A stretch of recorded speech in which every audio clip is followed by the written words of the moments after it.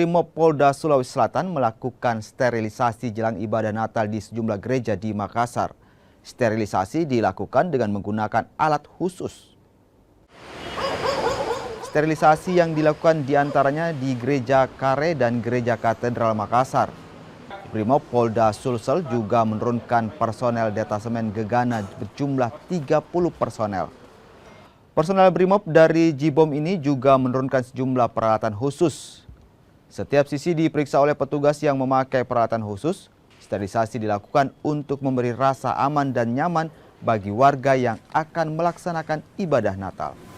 Alat apa saja digunakan? Ya, perlengkapan kami dari alat pendeteksi, dari mulai metal detektor, kemudian ada bahan kimia yang mungkin ada digunakan di sini, kita gunakan juga dari KBR.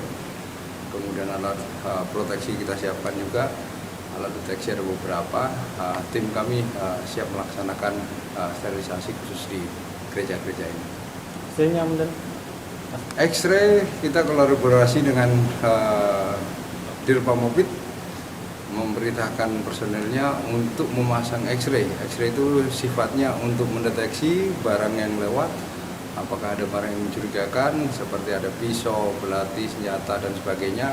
Kita bisa baca dari alat X-ray yang disiapkan sama Pak Dirpam.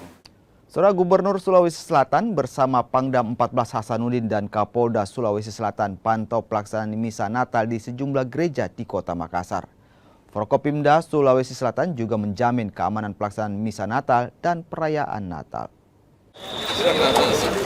Gereja Katedral Makassar yang melaksanakan misa Natal menjadi salah satu gereja yang dikunjungi Gubernur Sulawesi Selatan bersama Pangdam 14 Hasanuddin dan Kapolda Sulawesi Selatan. Saat berkunjung, penjabat Gubernur Sulawesi Selatan, Sudan Arif bilang menjamin pelaksanaan ibadah misa dan perayaan Natal tahun ini berjalan lancar dan aman, serta tetap menjaga toleransi dan kedamaian di Sulawesi Selatan. Operasi Lilin 2024 dan Tahun Baru 2025 di Sulawesi Selatan melibatkan 2.925 personel dari Polda Sulawesi Selatan dan juga Polres di Sulawesi Selatan. Warga juga diharapkan ikut berpartisipasi dalam menjaga keamanan dan ketertiban.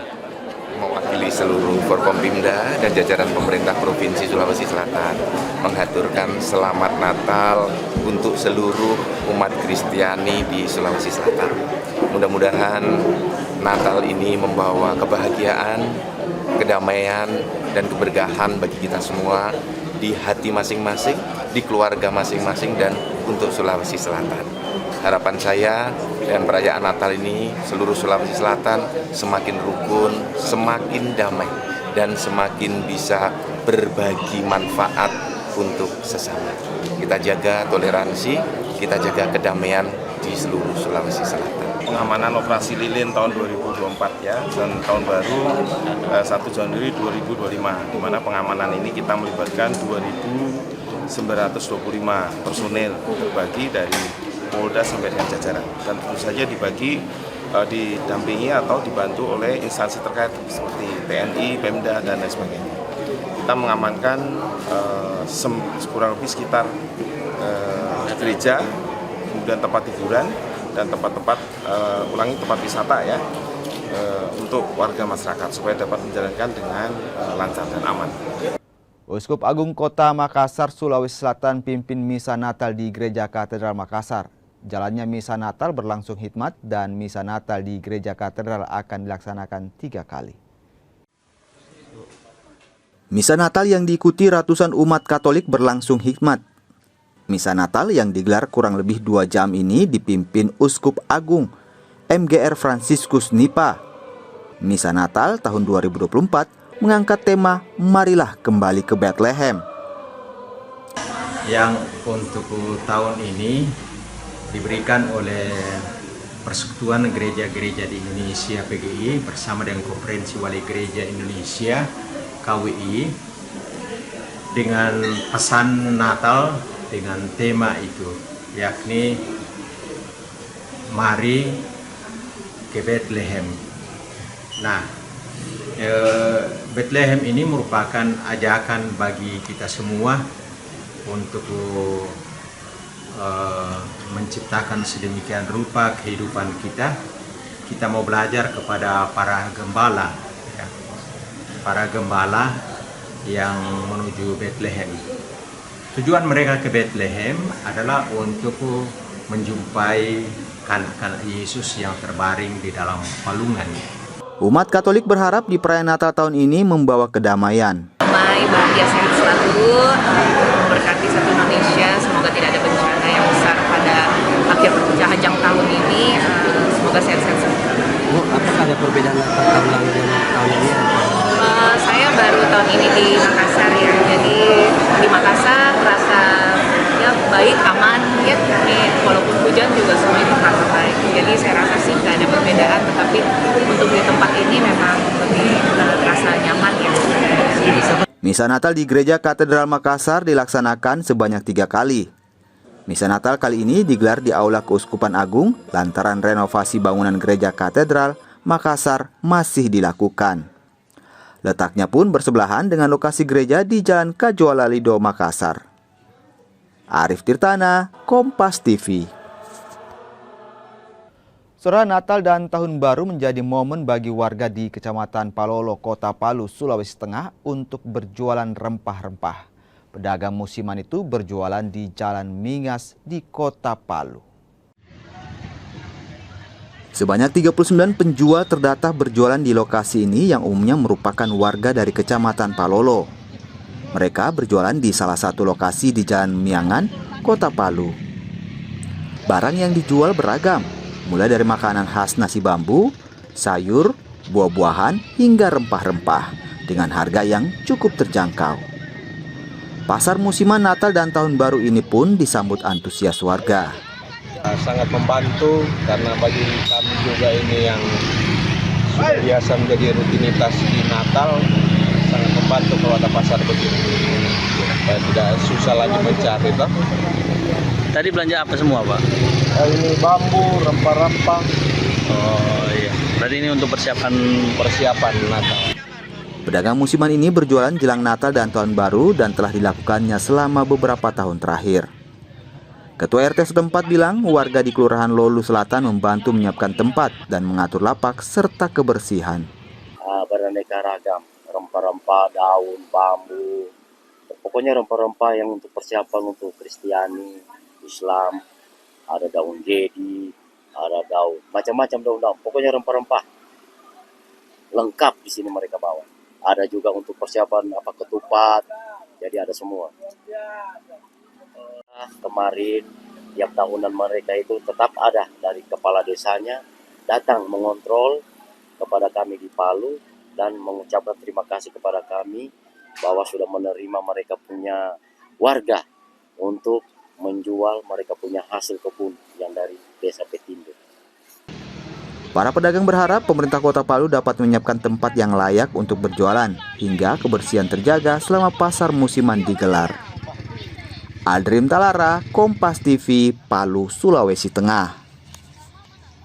Sejumlah harga bahan pokok di pasar tradisional di Kota Makassar, Sulawesi Selatan mengalami kenaikan. Bahan pokok yang mengalami kenaikan harga paling signifikan adalah komoditas bawang merah.